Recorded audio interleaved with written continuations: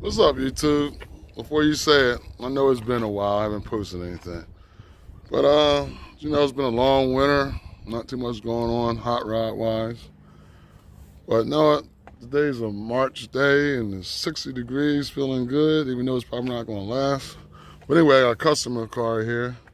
It's a Saturn Ion. And they called me up saying, oh, my power steering is not working right. So I bring it by, I probably need a little bit of fluid. So I got over here and I realized this is one of those electric jobs. No hydraulic pump. So it's got an electric motor that's under the dash. Actually, I've never done one of these before, but I mean, I've seen it, so how bad can it be? But I can take you on my first journey with me and see how it works out. Yeah, this might be a little difficult. I'm trying to do it with my phone, one-handed and everything. But basically, this is the motor right here. I don't know if you can see. And it's only 2 bolts in the wiring harness. So let's get started. First thing, let's get this thing out the way. See what I can see through the top. All right, I hope you can see in here, but here goes the motor right here. This thing here. Little bolt up top, one on the bottom of the harness. So let me take it out real quick and show you what's going on. All right, we got the door out of the way. I'm gonna go through here, this little for access hole, and get on the top one first, and that's 12 millimeter. All right, I'm gonna need 2 hands for this. Okay, I got that first one out up top.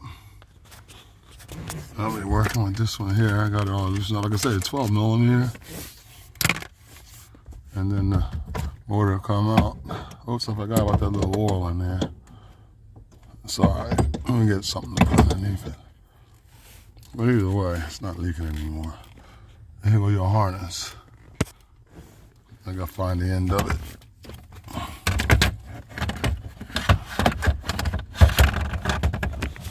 Damn it. All right, guys and girls. I got it out. And wasn't really too bad, except getting my big fingers in here to press on that and pull the plug out. But that's it. Like I said, it's 2 bolts. Really doesn't take no time too much, and it's easy to get to. Actually, I actually got a brake for a change. Always on other people's car, never on my car. One thing you do know with these, there's 2 styles. When you take your old one off, you have to look to see this O-ring. If it has this O-ring, then you can use it. And if it doesn't, then you take the O-ring off. It comes with the O-ring either way. There's a little bit difference the way it go in. So basically from here, I'm gonna connect the plug up and we're going back together. Stay tuned. It's kind of jacked up here. This is the new motor. Look how these splines, I'm having a hard time getting this thing to go in here. Now pull it out and look, the splines all mauled up. What they do, they rebuild these things. Geez, I might do break out a little file and play around with this compared to the other one. I took it out and put it back in just to see.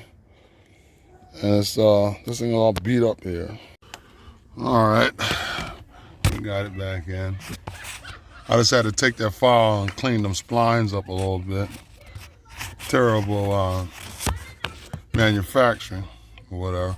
Actually, they should have cleaned that up before they sent it out, because they know they rebuild them and sell them again. But that was jacked up. All right, let's start up and see if we got some steering. All right, got it started. Got steering now. Nice. All right, customer should be happy. All right, that wasn't too bad. Like I said, it was 2 bolts and 1 wire harness.